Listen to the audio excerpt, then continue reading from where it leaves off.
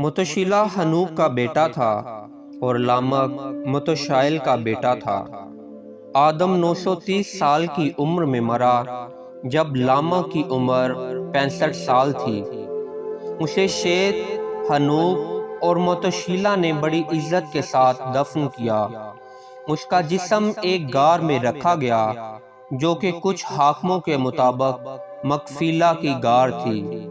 اس وقت سے یعنی آدم کے دفن کرنے کے وقت سے مردے پر تجہیز و تکفین ادا کرنے کی رسم قائم ہو چکی ہے۔ آدم مر گیا کیونکہ اس نے نیک و بد کی پہچان کا پھل کھایا تھا، اور اس کے گناہ کے سبب اس کی سب نسلیں اسی طرح مرتی ہیں، جیسا کہ خداوند بول چکا ہے۔ جب آدم مرا تو اس وقت ہنوک کی حکومت کا 253واں سال تھا، اور وقت گزرتا گیا۔ اس وقت ہنوک نے خدا کی حضوری میں دوبارہ طویل تنہائی میں ٹھہرنے کو محسوس کیا، اور وہ دوبارہ اپنے لوگوں کے ساتھ مؤثر رفاقت سے نکل گیا۔ وہ مکمل طور پر ان سے الگ نہیں ہوا۔ وہ 3 دن تنہائی میں رہتا تھا اور چوتھے دن ان کو نصیحت اور ہدایت دینے کے لیے ان کے پاس آتا تھا۔ لیکن جب چند سال گزر گئے تو اس نے دنیا سے اپنی تنہائی کے عرصہ کو بڑھا دیا، اور لوگوں سے 6 دن الگ رہتا تھا اور 7ویں دن ان کے درمیان منادی کرتا تھا، اور اس کے بعد وہ سال میں ایک بار لوگوں کے سامنے ظاہر ہوتا تھا، اور لوگ اس کو دیکھنے اور اس کی آواز سننے کے خواہش مند ہوتے تھے۔ اس وقت اس کا چہرہ اتنا نورانی ہوتا تھا کہ لوگ اسے دیکھ نہیں سکتے تھے، اور ہنوک بہت مقدس ہو گیا، اور جب وہ ان کے سامنے ظاہر ہوتا تو لوگ اس سے خوف زدہ ہوتے اور اس کا سامنا کرنے کی جرأت نہ رکھتے تھے، کیونکہ آسمان کا جلال اس کے چہرے پر ٹھہرا ہوتا تھا۔ تاہم جب وہ بولتا تو وہ اکٹھے ہوتے اور اس کی باتیں سنتے اور اس کے علم سے سیکھتے۔ وہ اس کے سامنے جھکتے اور بلند آواز میں پکارتے، بادشاہ زندہ رہے۔ اور وقت گزرتا گیا۔ جب دنیا کے باشندوں نے ہنوک سے خداوند کی راہوں کو سیکھ لیا تو آسمان سے ایک فرشتے نے اسے یہ کہتے ہوئے بلایا، اوپر آ ہنوک، آسمان پر اوپر آ، اور آسمان میں خدا کے بچوں پر حکومت کر، جیسے تو نے زمین پر آدمیوں کے بچوں پر حکومت کی ہے۔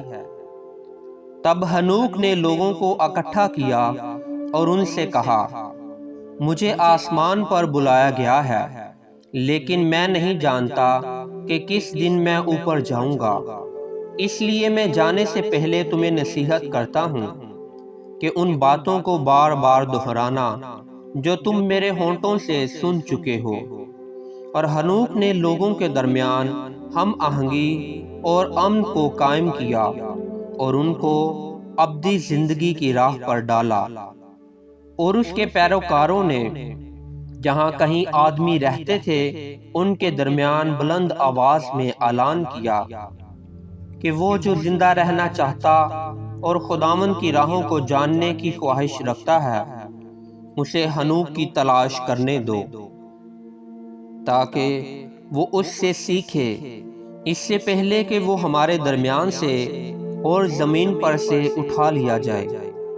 پس ہنوک نے لوگوں کو سکھایا اور امن اور ہم آہنگی میں ان کو متحد کیا۔ تب ہنوک اپنے گھوڑے پر سوار ہوا اور سفر پر روانہ ہوا، اور لوگوں کا ایک ہجوم ایک دن کے سفر پر اس کے پیچھے گیا۔ اور وقت گزرتا گیا، دوسرے دن ہنوک نے ان کو کہا جو اس کے پیچھے چلے آتے تھے، اپنے خیموں میں واپس جاؤ، تم کس لیے میرے پیچھے آتے ہو؟ واپس جاؤ، ایسا نہ ہو کہ اچانک موت تم پر آ جائے۔ پیروکاروں کی کچھ تعداد یہ الفاظ سن کر واپس چلی گئی، لیکن دوسروں نے اس کے ساتھ سفر جاری رکھا اور وہ ہر روز ان سے یہ کہتا تھا کہ واپس جاؤ، ایسا نہ ہو کہ اچانک موت تم پر آ جائے۔ اور چھٹے دن ابھی تک کچھ لوگ اس کے ساتھ تھے اور انہوں نے کہا کہ تو جہاں جاتا ہے ہم بھی وہاں جائیں گے، ہم خداوند کے سہارے کے بغیر زندگی نہیں گزار سکتے، لیکن موت ہمیں جدا کرے گی۔ جب ہنوک نے دیکھا کہ انہوں نے فیصلہ کر لیا ہے تو وہ ان سے مزید اور کچھ نہ بولا۔ وہ جو چھٹے دن واپس گئے ان کو وہ لوگ جانتے تھے جو پہلے واپس جا چکے تھے، لیکن جنہوں نے چھٹے دن پیچھا کرنا چھوڑا ان میں سے کوئی واپس نہ پہنچا۔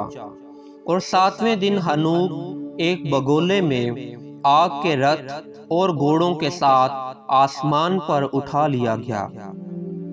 وقت گزرتا گیا، ہنوک کے آسمان پر اٹھائے جانے کے بعد لوگوں نے ان آدمیوں کی تلاش شروع کی جو اس کے پیچھے گئے تھے، اور اس جگہ پر جہاں انہوں نے ان کو چھوڑا بہت برف جمع تھی۔ برف ہٹانے کے بعد انہیں مردہ جسم ملے جن کی وہ تلاش کر رہے تھے، لیکن ہنوک انہیں نہ ملا۔ اس لیے الہامی کتب کے الفاظ کا یہ مطلب ہے، اور ہنوک خدا کے ساتھ ساتھ چلتا رہا اور وہ نہیں تھا جہاں اس کی تلاش کی گئی تھی، کیونکہ خدا نے اسے اٹھا لیا تھا۔